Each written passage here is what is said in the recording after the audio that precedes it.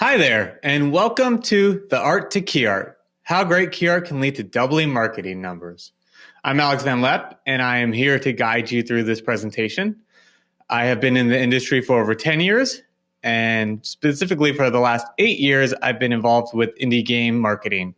Currently, I'm the marketing director at video game publisher Graffiti Games, and I'm also a partner at marketing agency Vim Global. So this talk is going to share the effectiveness of good key art and why your studio should invest in money and resources to ensure that your banners are attracting and converting people into visits, wish lists, and ultimately sales.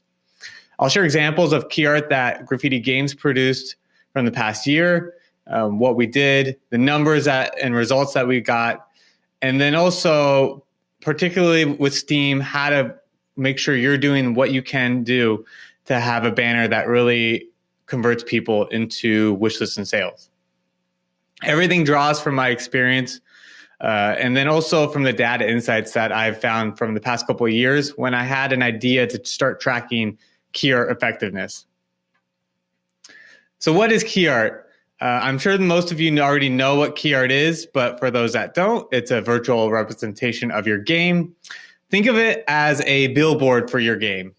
Often it is used for store pages, so your Steam capsule banners, for your thumbnails for trailers, for media in a press kit, for your social media channels. It's used in many different ways, but I think the most significant is for store pages because that's oftentimes the first way someone sees your game. And I do feel that key art is probably the most significant marketing tool that you have because it's often the first line where someone sees your game in order to get attention from consumers, media, streamers, first parties, publishers, whoever you're trying to get your game out in front of. Particularly with stores, there are tons of games launching every day, thousands every year. You want to be able to stand out in the store because maybe that's the only chance someone ever sees your game is through the key art. And if you're not standing out, you're just going to get passed by. Now, I want to go over some key art basics and to start with a good piece of key art, which is this Turnip Boy Commits Tax Evasion art. As you can tell, it's high quality. It's easy to read the logo. It explains the game some. It's not exactly, oh, this is him committing tax evasion, but it's a little tongue-in-cheek. You'd see the different characters. You see Turnip Boy, the titular character in the middle there with money around him. And I particularly like that the focus of all the other characters and that your eye is drawn to the center where the character and the logo are. That way someone right away sees what the game is instead of having to search for a piece of logo that they can know what the game is. For this instance, the colors are really nice and bright too. It doesn't always have to be that way, but I do like it for here. Now, the main reason, as I've already kind of touched on, is to invest in your key art is just to stand out among the crowd. The visibility in the store is huge because well-crafted key art will lead to a successful game launch. Since 2019, we've seen anytime that we invested in key art at Graffiti Games that it resulted in doubling our marketing numbers. And we didn't have an artist on staff, so we always outsourced that. So it was really good to invest in that money and that time that it does take to create a key art. Ultimately, you're going to increase your store visibility by converting people who see it in the store into visitors. So for instance, in this image here, I took this from a Steam festival. You can see the key art is what you see first in a store. I like the Growbot in the middle. I like the colors. I like how clear it is and easy it is to read. And the character is cute. So it makes me want to know more about this game. And this ultimately will lead to me clicking on it. When you're in a store and you see this, people are just going off of what they see first. And so you got to be cognizant of that.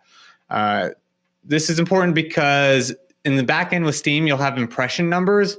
And that's anytime someone sees your key art. So whether it's in a festival like this, or it's on a more like this in another game's page, whether someone's on your page, or even in upcoming titles or searching there.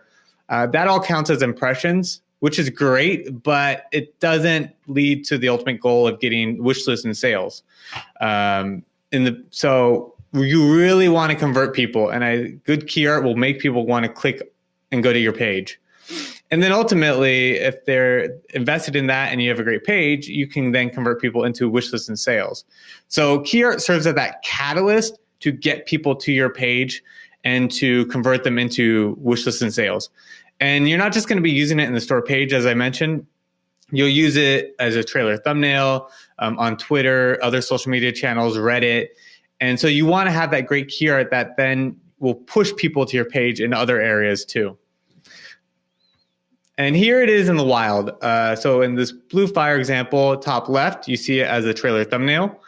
And that's even to get people to view your trailer, because oftentimes people just see that first thumbnail and that makes them decide whether or not they want to click on the game. On the bottom left, you have Twitter background banner, again, to create that community. And on the right is a Steam small capsule, which is really important. And I'll touch base more on it later, because with the small capsule, it's read at such a small size. You really want to make sure your art is high quality, legible, and clear, and can present the game. It's a bit tougher because it's smaller to show a good representation, but it's really, really important that you work on it and you have a good piece of art, and we'll touch on it more. And it isn't just launch where you need to work on your key art. I recommend after launch updating it to let people know about sales, promotions, DLC, events. Let's say you're leaving early access, you're at 1.0, you're going to 1.2 or whatever you want to call it. It's really important to let people know that, hey, there's something different with the game. In this Blue Fire example here, on the right side, we were featured as a Steam Daily Deal. And so we knew we were going to be on the front page, and we wanted to convert our wish list, but also attract new customers. So what we did is we added a little banner at the bottom to call out the 35% off 48 hours in order to catch people's eyes. Did a different color, same kind of font, but that different color pops up. Really, really nice against it. And in the Steam backend, it's great in the graphical assets section. You can actually do an asset override. So instead of having to replace every piece of key art, you do an override where you upload your new key art, you set the schedule. For instance, this was 48 hours, so we had it set for 48 hours. And then once the sale's over or whatever promotion is over, then it automatically reverts back to the original key art. So it's not having to replace it and then replace it again. It just automatically does it. And if you want to keep at it, you can do as many overrides as possible. As far as I've seen, I have not done more than a handful, but it is a really good tool that will help save you time. Now, I'm going to go into some do's and don'ts before we even go into our results, because I think it's really important to understand what makes great key art, what doesn't make good key art, and what you can do to make sure you're producing really high quality art. So as I've been mentioning, you want to find a focal point, ideally around the center with a logo, with the main character. For instance, in this Blue Fire example, the logo and the character Umbra, they are together, and your eyes kind of drawn there through the action of the rest of the characters, but also that he's front and center. I recommend investing in your key art, whether you're hiring an artist to produce it for you, or you're just doing the research. Research other key art that you like, other banners that you think are good, and that's going to help you form a direction you want to go. And it doesn't have to be from video games either. You could take it from movies. You can take it from any artwork that you think is really cool and would fit within your game. For Blue Fire, we actually were inspired by Star Wars posters as a way to create this poster. And ultimately, we came upon this theme. And then that research will help you with an artist too, because if you hire someone, it helps give them direction. It helps do mock-ups, and it'll make the process go a lot more smoother and a lot faster. I know people don't always have artists on staff, and so they have to hire an artist such as us. But it's really important that you do and that you don't skimp out, because like I said, it's really important to have good key art that will attract people's attention, and it will pay you back. Like I said, with us, we saw our numbers double time and time again whenever we invested in good key art. And as I showed you on the last slide, update your key art. In this instance, we started giving out a free soundtrack to coincide with a sale. And so we brought that into the banner. It's just always good to keep the community knowing anytime you have DLC or any other update. And then lastly, think about banner sizes, because you're going to have to create quite a bit of them. And I'll touch on that in the next couple slides. And then for the small capsule, I always recommend creating original art, because it's not really good to take your main key art and scale it down. And again, I'm going to touch on that a little bit more in the upcoming slides.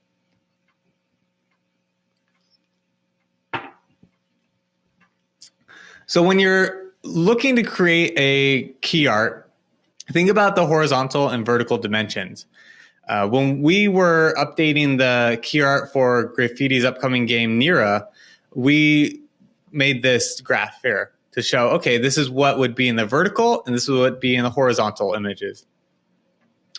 This gives you an idea, because, okay, I know I can move elements around. With the store pages, some of them might actually have you do both vertical and horizontal dimensions. Do you want to be able to move elements easily? One, it helps save your time. And two, then with your artist, it helps keep the theme overall.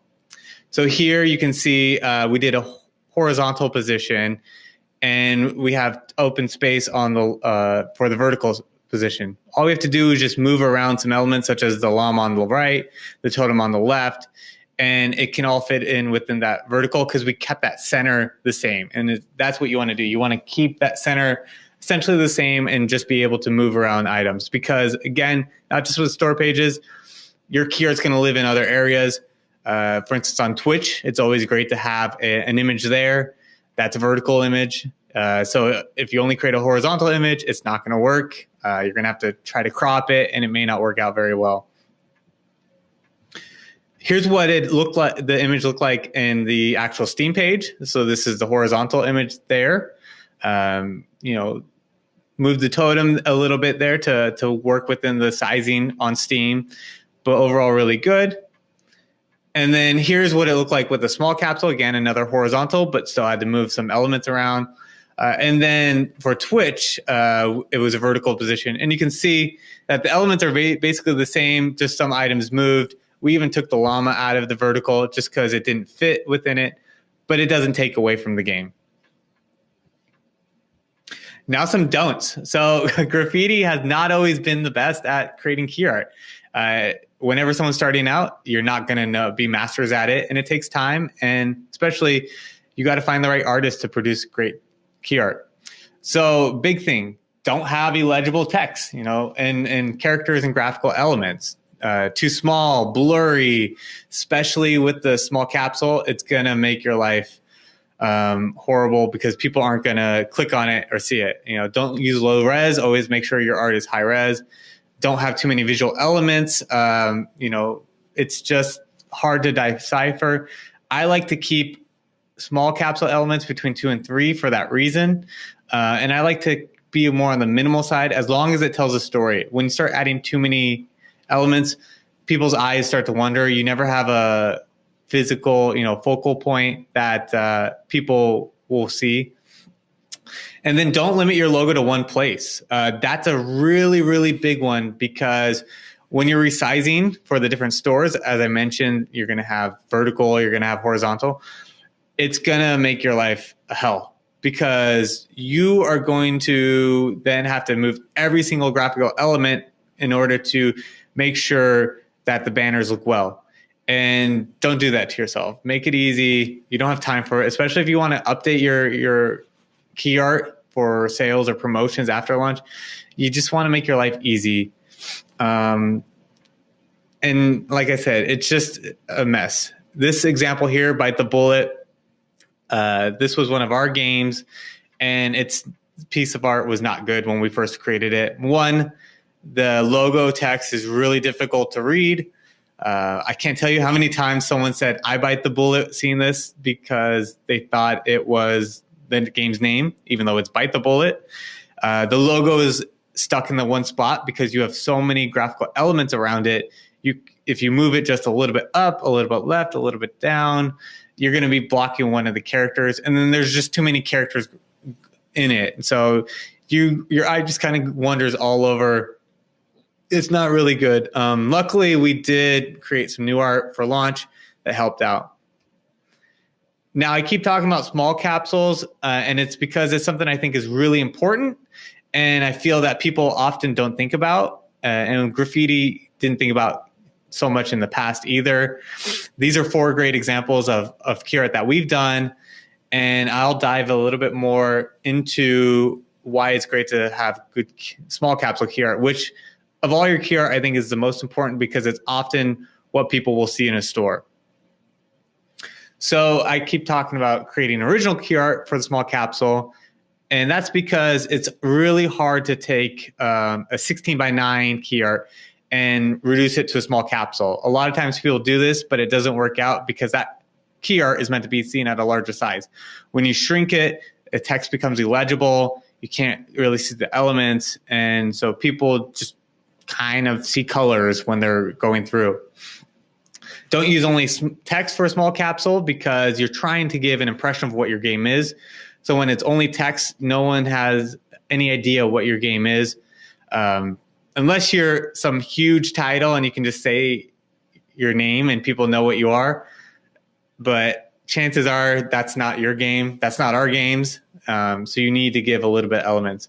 So again, clear and readable, legible. That's what the main key art, small capsules too. And then, as I mentioned before, limit the graphical elements. I like to keep it to around 2 or 3 with a logo. There's no real set rule. It's just my personal preference and what I think has worked out well for us. And I think it would work out well with you too. And you can take elements from your main key art in order to make a small capsule. I'll show you how to do that. So here we took an existing Turnip Boy commits tax evasion vertical key art. We actually made a vertical and horizontal, so we had 2 original ones. Not everyone's going to have that luxury, but we did. And I noticed that when looking at this, there was an empty space next to Turnip Boy because we were trying to come up with a new small capsule. So I thought, hey, if we take that, put the logo next to it, because Turnip Boy running with some money, and you see the logo, nice and easy, him committing tax evasion, that tells you a story. He's running away. It's clear. It's readable. And then when we made this, we saw a really good click-through increase. So that's one way you can make a small capsule from your existing art. Another way is just to move around elements as needed in order to fit for a good small capsule. And then here's kind of what our small capsule, the evolution of it was. So on the top left, you had our original one, which had a great cast of characters there. But when you see it in a small version in the Steam page, it's really hard to read the logo, and some of the characters you're not seeing as well. So because of that, then on the upper right, we just did the logo with the character, but it doesn't really tell a story. Sure, the name alone tells you a lot about what the game is, but you still need a little bit more. And then on the bottom, as I showed you, that's what we ultimately came up with. And I really like it. I think it's a good representation. And as I said, it really did a great job of increasing our click-throughs on Steam. And I really believe because the game performed really well at launch, being a top 10 Steam game for about 2.5 weeks, part of that is because people saw that small capsule on the Steam homepage in the new and trending section and just kept clicking on it because they kept thinking, oh, I really like this art. This is cool. It's already a trending game. And so it can help continue that momentum from launch and keep you going and going. We didn't anticipate to be in that section for 2.5 weeks, but I do think the key art was a good source of that. Now, I know, as I said, not everyone's going to have an artist on staff. And so when you are outsourcing your key art, here's some guidelines or some tips to help you. So first, determine your budget. Again, don't skimp. It's not going to do good. You're not going to get a good result. You will want to invest your money into producing key art. And so with that, once you know your budget, you know who you can afford. And then who do you find? Well, ask your network. That's what we did. When we found our artists, we just asked developers we knew. We asked other publishers. We asked friends, partners. And they gave us options. And then from there, we went with the people who we thought were really good and matched our aesthetic for our games. Obviously, you can find someone who's a great artist and they do great key art, but if it doesn't match what your game is and feel, maybe it's not the best fit. You can also search sites such as ArtStation. That's where we browsed our artist portfolios beforehand to see if it would be a good fit. And then you can check social media. There are people there too.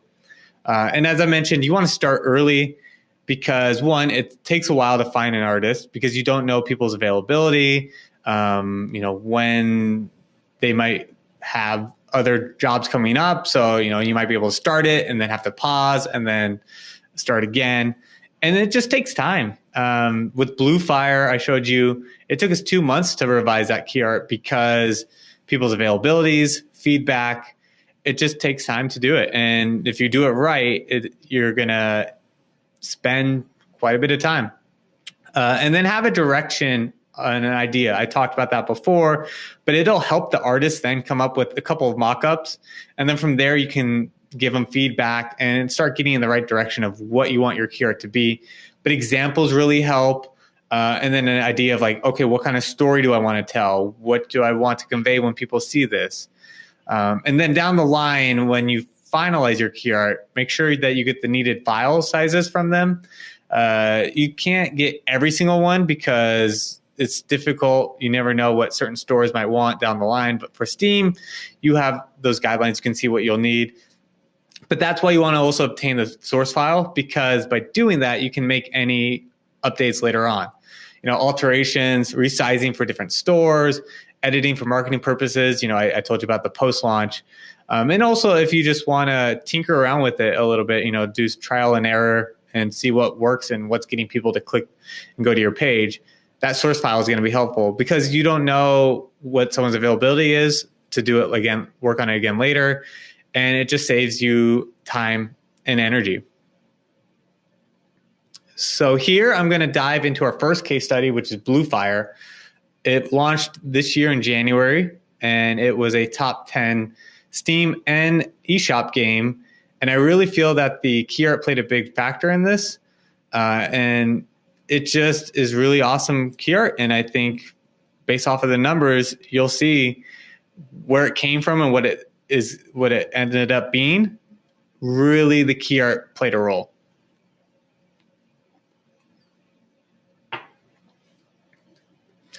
So just to give some background about the game, it initially was announced as a Nintendo Indie World title. It was actually the first game shown during the event in March of 2020.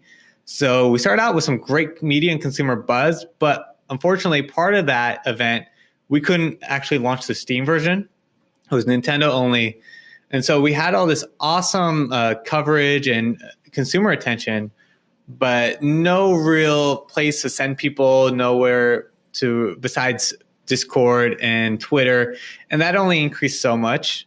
Ultimately, a few months later, we were part of IGN's Summer of Gaming event. And that's where we launched the Steam page. And so we actually start off with a really good number to start our campaign. But ultimately, the numbers decreased. They slowed down and went pretty stagnant. And I think part of that was because of the key art. When we were pushing organically on social media, on Reddit, it just wasn't getting people there, and people weren't clicking on it in the store itself. And so because of this, I was like, we need to update our key art, because a game with this much media and consumer attention should not be having this much of an issue getting people to wish lists and even just getting visitors to the page. So with the art, On the top left, you can see what the old main key art used to be. And it's okay. It's not amazing. The problem is that it's just not very clear, readable. It doesn't really present what the game is about. The characters seem blurry. Part of that is our problem because we want it to be mysterious, but by doing so, you don't actually know what's going on. Everything's kind of in silhouette, and it just doesn't really tell you, hey, this is Blue Fire. This is what the game is about. You're fighting these monsters, these characters. So, ultimately, it needed changing. And then the red for a game called Blue Fire, that kind of confused some people too. And that's why on the bottom left, we created this new key art, which is a great depiction of Blue Fire. You can see the main character there, Umbra. He's got his swords out in an action pose. There's lots of action going on from the other enemies, from the characters, or just even reading a book there. He's in an action pose. Everything gets pushed to the center where Umbra is and the logo is, so people know right away what the game is. And we did keep one character in the middle top a bit blurry and mysterious because that's the main boss. So we wanted to keep some sort of elements of mystery still in it, and which you can do as long as you make everything else clear and easily defined. Once we did that, man, our numbers increased a ton. And I'll go into those results in the next couple pages. On the right side, you can see the before and after of the small capsule. Now, that first one on the top there, just the logo with a blurry background, that, as I said, text only does not work. Personally, I wouldn't click on this because it doesn't tell me anything about the game. And it's just not clear either. Even just with the logo, it's still kind of blurry, and I would just skip over it. And so we came up with the one on the bottom right as our small capsule. We took the Umbra pose, so because you have that action, and then we made it more readable, more legible. We moved the logo a bit, so we cut it into two instead of it being just straight one. And that fits where you can then add one graphical element with the Umbra there, and then have the Blue Fire logo. And then you can see there's a bit of a background too. And all that really works well, especially when you're seeing it at a smaller size, because in a store page, this would probably be half the size, a third of the size. So you really want to make sure things are clear and legible. Now, I want to go into some numbers, and then this is comparing a random week before and after we did the key art change. So the chart on the left, that's before the key art change, and the chart on the right is after the key art change. And I chose 2 weeks that didn't have any marketing beats, that didn't have anything else going on. There were no other changes, because I wanted to compare when it's organic searches, so people, what they see through Steam and social media, Reddit, those areas, and the numbers from it. So you can see on the left, we had a pretty good click-through rate from our impressions, but it wasn't really translating into wish lists per day. So we were getting 9 per day, which for a game that had a lot of consumer buzz and media attention, it didn't really make sense. And so I think people just weren't clicking on it. Even if they were seeing it in the store, they weren't clicking on it, or they just were seeing the then main key art after clicking on a capsule key art and then just being like, yeah, this game's not for me. On the right, you can see the impressions are virtually the same, but our click-through rate doubles, and we had an awesome 60%. And our wish list per day increased to 25, so almost 3 times as many afterwards. Our visitors more than doubled too, and that's, to me, showing people were seeing this image, this key art, and they were clicking on it at a higher rate, especially in the store, to see what Blue Fire was like. And then ultimately they were converting into visitors and wish lists, and at launch then into sales. So it's really important to have that good key art, because as you can see here, we're doubling our numbers, and that's what you want. You want those numbers, especially your wish list numbers, to increase. And here's a chart that shows our visitors from when we launched the Steam page until the end of November. As you can see in the very beginning, that's when we had the IGN event, and we started off pretty good, but then things stagnate for a bit, except for a couple little marketing beats here and there. But then we changed the art right around early October, just prior to the Steam Autumn Festival and the Mix October event. And you can see our visitor numbers just increased a ton. And then also the fact that we had way more visits during those marketing beats and afterwards than we had previously had with any of our marketing beats. Even our beat around November 11th, that had basically the same amount of visitors as our IGN event, and that was featured on IGN's homepage and their YouTube. Whereas this marketing beat around November 11th was a lot minor, but had much more impact because of our key art. And even our average days where we had nothing going on was still double and higher than the regular days from before. So you can definitely see that big boost. And then these numbers actually then going into launch increase immensely. But I just wanted to take that time frame from when we had the original key art and then when we updated the key art. And again, I truly believe that revising our key art played a big role in getting these numbers higher. So here are some of our results. Overall, we doubled our Steam marketing numbers, 150% for our daily wish list, 120% for Steam click-through rate. Visitors went up 145%. Not that much of a daily impression increase, only 11.6. But again, because all the other numbers are higher, it shows me that the key art really did convert people into wanting to check out the game and going to the page. Because if the impressions are about the same, but everything else is going, the only thing that's changed is the key art. That's what it is.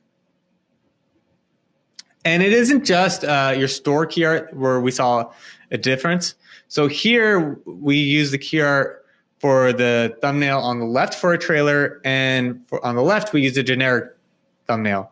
At launch time, we were fortunate enough to have Nintendo put up 2 trailers for the game on their YouTube channel. And then you can see here that the trailer on the right that uses our key art, it had almost 500,000 views, and it has 3 times as many views as a trailer with the generic thumbnail on the left. And it also has about 3 times as many likes. So you can really tell that it's not just in the store. When you're using it for your thumbnail or even social media, you can also increase your numbers quite a bit. And that's the important thing, is getting those marketing numbers up so you can then convert people into wish lists and sales. Because ultimately, you're not going to have 100% conversion. Your conversion rates are going to be probably pretty low into actually getting into sales. But anything you can do to get those initial numbers up, then you have more people to then convert into sales. So here's another case study, and this time it's for Adventures of Chris. It's a game that we launched last year, and it really played a difference when we updated our key art here. I'm personally a big fan of it, and I think what the result is night and day compared to the original key art.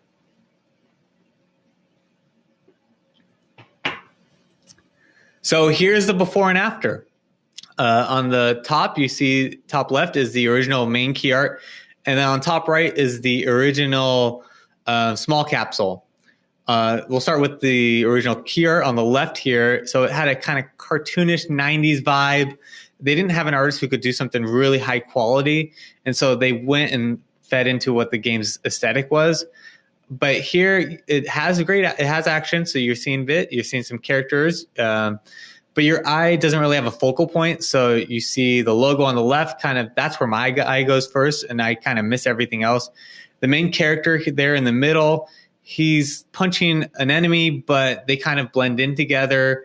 And actually the enemy is a bit bigger, and that's not what you really want. And it just needs to be more modernized. And then with the small capsule on the right, again, it's just text on a map. Doesn't tell you anything about the game. At smaller size, it's pretty unreadable. And so when we went about modernizing it with the key art we produced down below, we really laid into the action elements of the game, bringing in different enemies. So the left, you see there are 4 enemies.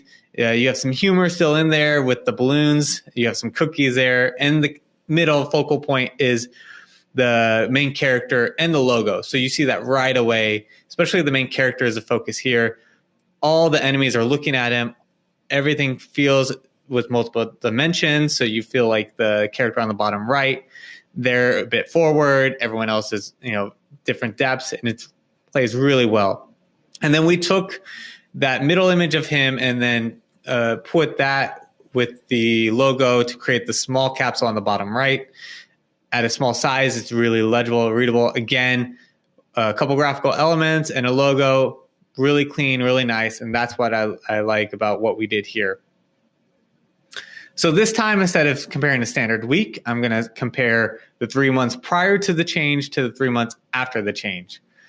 So here you can see that our wish list per day on the chart on the left, this is prior to the Curate change, was really low, 2 a day. That's not anything to write about and say, hey, look at this awesome work we're doing.